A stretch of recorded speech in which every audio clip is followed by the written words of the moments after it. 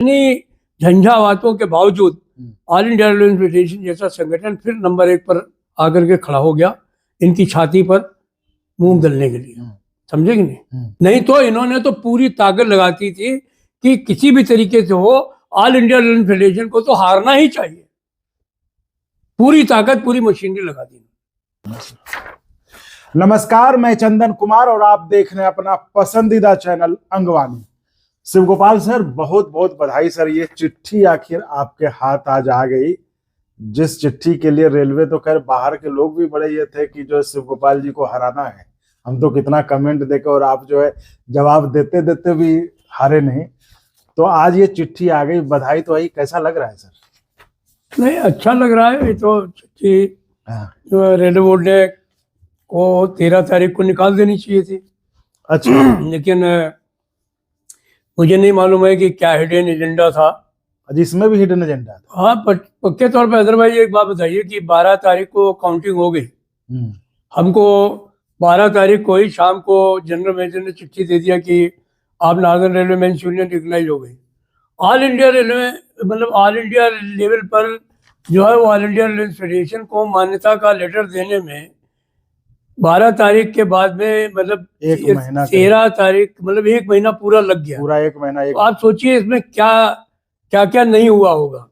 मतलब यही एक A4 साइज का लेटर है जिसके लिए कि पूरी कवायद हुई है। पूरी कवायद हुई है, इतना खर्च हुआ और रेलवे का चुनाव होगा उस पर। तो खैर जी सर, मुझे लगता है कि बहुत ही दर्द के साथ में चिट्ठी बाहर आई है। दर्द किनको सर? रेल मंत्रालय को? अब रेल मंत्रालय को ही दर्द होगा, क्योंकि आपको मालूम है कि उनकी कोख से बच्चे का जन्म हुआ नहीं, तो अब दूसरे बच्चे के लिए वो ढोल क्यों बजाएं। लेकिन तो कह रहे थे कि भाई जो है मतलब वो तो आप ही को लोग कहते थे कि आप ही जो है उधर से है। नहीं, इधर से उधर से कोई बात नहीं है। मैंने 10 बार ये बात कही है कि चाहे मोदी जी हों, चाहे वो हमारे अश्विनी वैष्णव जी हों, चाहे वो कोई जी हो, जो व्यक्ति देश के लिए अच्छा काम करेगा, समाज के लिए अच्छा काम करेगा, हमारी रेल के लिए अच्छा काम करेगा, हमारे रेलवेमैन के लिए अच्छा काम करेगा, मैं उसकी मुक्त कंठ से प्रशंसा करूंगा। और जो भी व्यक्ति रेल के साथ गद्दारी करेगा, देश के साथ गद्दारी करेगा, मैं उसके खिलाफ पूरे तौर पर डंका बजाने का काम करूंगा। और ये तो चुनाव थे हमारे, जिनमें कि वो अलग है, मैं अलग हूँ। हमारे फेडरेशन का सिद्धांत है कि हम जो है वो किसी भी पॉलिटिकल पार्टी की कोख से पैदा नहीं हुए हैं। तो हम फ्री और इंडिपेंडेंट डेमोक्रेटिक एक दर्शन के साथ स्वतंत्र, आत्मनिर्भर और प्रजातांत्रिक संगठन चला रहे हैं। तो वहाँ पर अगर राजनीतिक पार्टी की कोख से जन्मे हुए लोग हमारा मुकाबला करना चाहते थे तो उनको खुला आमंत्रण था, और उनके जो राजनीतिक आका हैं वो अगर उनकी मदद कर रहे थे तो हमको इसमें कोई विस्मय नहीं है। हाँ, तो बीच में तो आप लोग कह ही रहे थे कि जो है वो उनको लाना चाहते हैं, मदद करना चाहते हैं। सही बात है, उन्होंने करी भी, खुलेआम करी। तो सर खैर अब तो चिट्ठी मिल गया, अब तो जो है हो ही गया, रिकॉग्नाइज तो थे ही। सर ये बताइए, आप चुनाव के समय भी बीच बीच में कहते थे कि आखिरी चुनाव होगा और सरकार नहीं चाहती है कि यूनियन कोई रहे। तो ये जिस तरह से 14/2 हुआ या फिर जिस तरह से रेलवे कर्मचारी जो अभी कुंभ है, ऐसा कुछ लग रहा है 14/2 वाले मामले को देख के, जिस तरह से लोग 4 लोगों को यहाँ पे नौकरी से निकाल दिया गया बिना कोई प्रक्रिया को फॉलो किए हुए, ये कोशिश लग रही क्या कि हाँ यूनियन को थोड़ा सा साइड किया जाए और जो है रेलवे का जो अधिकारी है वो चीजें अपने हाथ में रखे? देखिए, मैं आपको बताऊं कि अगर ये कोर्ट्स लागू हो गए, कोर्टों में कुछ चीजें अच्छी भी हैं। अच्छा, जैसे जो मतलब सर ये चुनाव वाले जो आप कह रहे थे, अनऑर्गेनाइज्ड वर्कर्स है जी, तो अनऑर्गेनाइज्ड वर्कर्स के लिए कुछ सुविधाएं उन्होंने उसके अंदर दी है, वो लागू हो, कोई प्रॉब्लम नहीं है।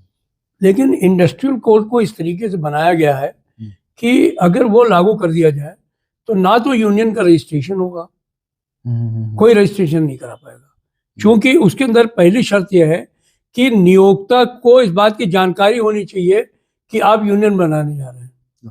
और जिस दिन नियोक्ता को ये पता चलता है कि आप यूनियन बनाने जा रहे हैं, उस दिन वो बाहर कर देता है, तो कोई भी यूनियन रजिस्टर नहीं होगी। दूसरी बात यह है कि चुनाव जो है वो कहते हैं 51% जो लाएगा वो आदमी होगा। ये ये 12%, 13%, 17% वोट लेकर के मेंबर पार्लियामेंट और मंत्री बन जाते हैं। मैंने पीयूष गोयल जी को कहा, हमने कहा भैया हमारे लिए 51% और आपके लिए 20%, ये कितना अन्याय है, ये आप लोग इसको क्यों नहीं ठीक कराते? कोई जवाब नहीं है, कोई जवाब नहीं।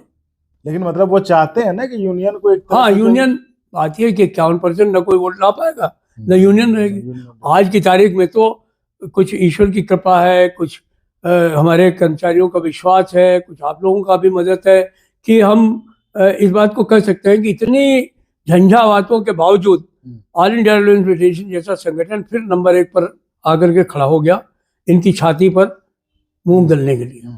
समझे कि नहीं? नहीं तो इन्होंने तो पूरी ताकत लगाती थी कि किसी भी तरीके से हो ऑल इंडिया रेलवे फेडरेशन को तो हारना ही चाहिए, पूरी ताकत, पूरी मशीनरी लगा दी। फिर भी क्योंकि विश्वास है लोगों का, आज हम फिर जीत करके आए हैं और फिर जो है वो कर्मचारियों के लिए आगे आने वाले समय में भी संघर्ष करेंगे, फिर लड़ेंगे। हम अपना जो कर्तव्य है उसको थोड़ी ना भूल जाएंगे। तो हम तो अपनी पूरी तैयारी करेंगे। चुनाव का मतलब ये थोड़ी ना कि हम हाथ पे हाथ रख करके बैठ जाएं। और अगर आपको अच्छा लगा तो एक बार और आपको मैं कहना चाहूँगा कि आप इसको प्लीज सब्सक्राइब और शेयर करते रहें ताकि हमारा भी मनोबल और सपोर्ट बना रहे।